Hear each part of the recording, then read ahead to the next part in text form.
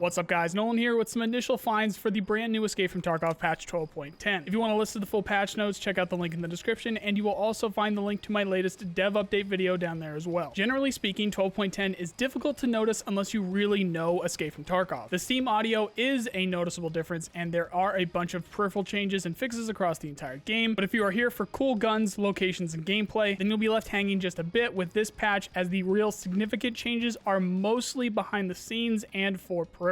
Now let's get the major thing out of the way first. Steam audio is still a bit buggy, namely around a couple ghost steps, so no, you are not insane. It's a bug, and hopefully we will get that fixed soon, because yes, it is very annoying. And if you're not quite sure what I'm talking about, those weird single or even a couple footsteps that you just randomly hear behind you from time to time, yep, that's not a cultist sneaking up on you, that is actually a bug. I am personally noticing the game running generally more smoothly, especially around kills and ragdolls, but of course that's subjective and can turn around on a dime depending on any more hotfixes or anything that they might add later. The real noticeable changes so far is to scavs. They will act much more differently and should all around be easier to kill. That of course is again subjective. There's also a few new scav loadouts floating around, including level 5 armor and actually some pretty useful weapons and ammo. Another new change is that you will need the new wrench to craft a graphics card in the hideout now. When it comes to the new wrench, this isn't proven yet, but my guess is that you can find it anywhere where you can find a regular wrench, aka the toolboxes and mechanical loose loot spawns like the loading docks in the back of interchange. There's a bunch of new vests and bags where a couple give early access to 1x3 and even 2x2 pouches, and by early I mean early wipe, early traders, that kind of a thing. The new bags are cool for long rifles as they are long and thin, giggity, so should be useful for those longer suppressed sniper rifles or even shotguns. The new clothing looks pretty damn cool for the USEX, while there's been some mixed reviews for the bears. The other two new barter items, the brick of TNT and the can of thermite, are found in crafting as well as barters. There's some for OFZs, for grenades, and even fort armor. If I had to guess, I would say that you can find those in special weapons boxes, as heavy explosives and thermite are not, at least I think, easy to come by, so I wouldn't think that they would just be anywhere you can find ammo or weapons parts, but we'll see. The chads out there will have noticeable changes to their mobility, as strength and endurance have been reduced, but generally speaking, it is again noticeable but not too crazy of a reduction. You'll basically just notice yourself having a bit of a harder time jumping up onto things that you could before. For those wondering, this is not the adjustments to inertia BSG spoke about recently. That is planned for 12.11 at the earliest. The new thermals are much smoother and easier to use with less of a hit on your frame rate, and that is the frame rate of your game, not the frame rate of the thermals. Those have stayed the same. Apparently cultists are more difficult to see, which I would believe, because that has a lot to do with what they are wearing. There's also a new stim, but we'll get into that later. Depending on the clothing and gear that they have on, they may be less insulated and be more easily seen with thermals, as that is one of the updates as well. Gear in general will have insulation differences, making you more or less visible depending on what materials those pieces of equipment are made of. You can literally see exactly what kind of vest or helmet your target is wearing now, or even if they are wearing sunglasses, through the thermals. It's really cool. Generally speaking, I think cultists' clothing is supposed to suppress their heat signatures significantly, which is why I was so surprised how clear they were initially on thermals when they were first added to the game. I couldn't find any cultists in the raids that I had, but once I do, I'll get some shots of them up in a video. The new IFAK, the AFAK, is just better in every single way. There's more HP, and it will stop heavy bleeds for less durability on the kit. The new tourniquet is just the new tourniquet. The hemostat is much better because it has 3 uses and it's just as quick, so I'm not actually sure what the point of that is. I'm definitely going to still use hemostat. The new Stim SJ9 will lower your body temperature so that you are less visible on thermals. The cultists may have this intravenously or something, as I bet this is the same effect that you'll see on them when you do see them through thermals, but again, it could still just be their clothing. However, for you, if you start seeing more thermals pop up and you get annoyed by it, maybe stick one of these into your neck before you cross open areas at night, just to be safe. So far, they've been looted from Sanitar's Key with Tape Room, aka 110 East Wing of the resort on Shoreline, but I've looted that twice and I haven't found any in there. I'm sure you'll see them popping up anywhere you find stims at about the same ratio as the other high tier stims like SJ1, SJ6, and ETG. Then last but not least, the new ammunition. We have the stats for the new M4 and AK AP rounds, and the 7.62x39 AK is now the top dog when it comes to assault rifle ammunition. The new 7.62x39 MAI AP round has 46 flesh damage and 58 pen compared to the new 5.56 SSA AP round with 36 flesh damage and 56 pen. Both are better than their predecessors predecessor meta rounds when it comes to penetration, but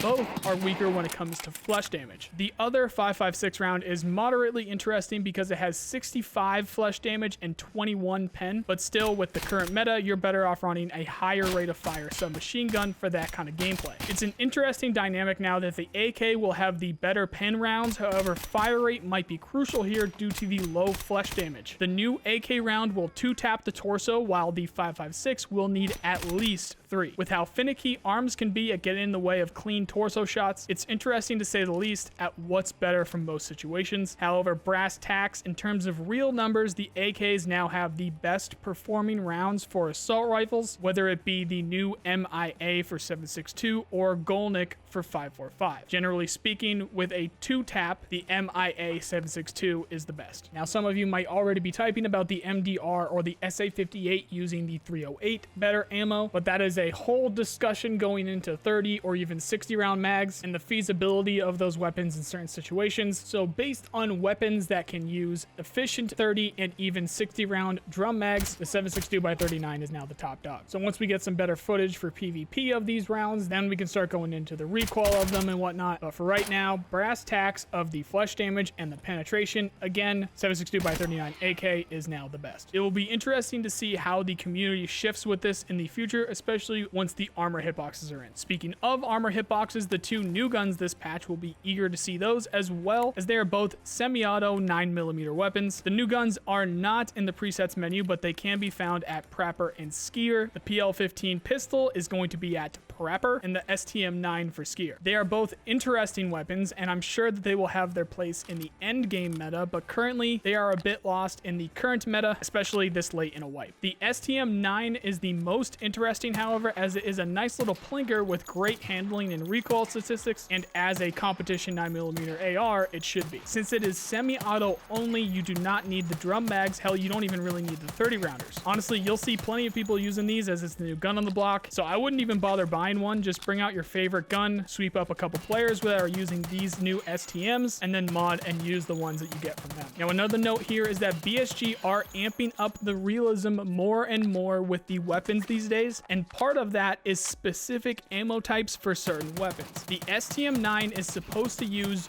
PSO 9mm ammo for normal zeroing shots. I'm not going to get into the super specifics here, but just trust me, the weapon was built for this kind of ammo, so if you use the higher tier ammo, it will overshoot your target, so be aware. Again, the full patch notes are in the description, along with my most recent video of the most recent devcast, but that's all she wrote for the significant changes of 12.10. So are any of you guys going to switch over to the new AK now with the new ammo, or are you just going to take advantage of the old ammo going down in price while everyone tries the new rounds? Let me know in the comments. If you need more Tarkov news, then check out these playlists here. If you like more games than just Tarkov, check out my second channel. If you like this video, then you know the drill. Please subscribe. I really appreciate the people who do. Otherwise, I hope you at least learned something, and I also hope you have a nice day. See you guys.